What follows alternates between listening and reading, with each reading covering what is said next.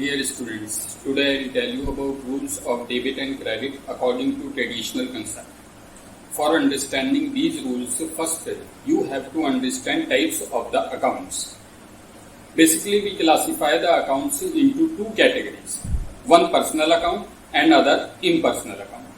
Personal accounts are related to human beings, name of the institutions, or accounts which are representing a person or group of the person. In this manner, there are three types of the personal account.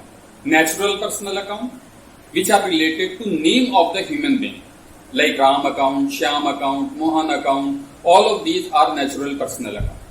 Second is the artificial personal account.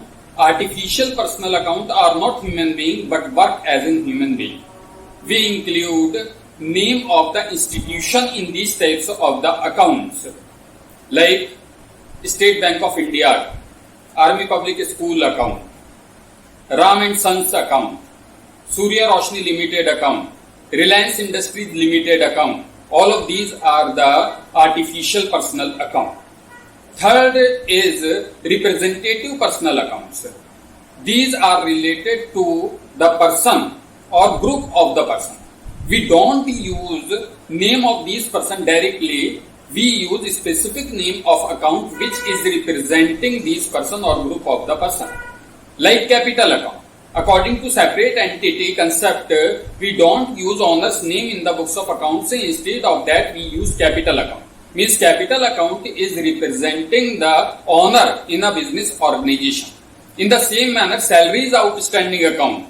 Salaries outstanding is salaries due but not paid. This is payable to the employees. So we don't use name of the employees. Instead, we use salaries outstanding account. So these are the accounts which is representing a person or group of the person. In this manner, there are three types of the personal. Second basic category of account is the impersonal account. Impersonal accounts are classified into two subcategories. One is real account and other is the nominal account. Real account are related to assets of the business organization like furniture account, cash account, machinery account, vehicle account. All of these accounts are real account. And third is the nominal account. Nominal account are related to expenses, losses and income and gain of the business organization, like salaries account, wages account, electricity charges account, rent received account, commission received account. All of these are the examples of the nominal account. In this manner, for understanding rules of debit and credit, we have these types of the accounts. Now we will try to understand the rules of debit and credit. We have only three rules of debit and credit. One for personal account, which is applicable on all types of personal account. Second, for real account, and third for nominal. First, for personal account, we have rule debit the receiver, credit the giver. Naturally, this person or institution will receive something or give something. So accordingly, we apply rule. We debit the receiver, credit the giver. For example, we purchase goods from Ram. Here Ram's account is the personal account. So here Ram is the giver of the goods. So we will credit that as giver is credited. Second rule of debit and credit is for real account. For real account we apply rule debit what comes in and credit what goes out. These are the assets. Definitely either these are coming inside the business institution or going out. For example, furniture purchased. So in this case, furniture is coming in the business institution. So furniture account will be debited. Suppose machinery sold. So in that condition, machinery is going out the business organization and we will credit that. As rule of debit and credit is what goes out is credit. This is the second rule for debit and credit. Now third rule is for nominal account. We know in nominal account we include all expenses and losses and income or gain of the business organization. So accordingly we apply rule debit all expenses and losses and credit all income and gain. For example, salaries paid. Here salaries account is the nominal account. It is the payment of the salary. So it is the kind of expense. So salaries account will be debited. For example, rent received. So rent received is the income here. All income are credited according to rules of debit and credit for nominal account. So here rent account will be credited. So these are the rules of debit and credit according to traditional concept. Now we will analyze some transactions to apply these rules of debit and credit.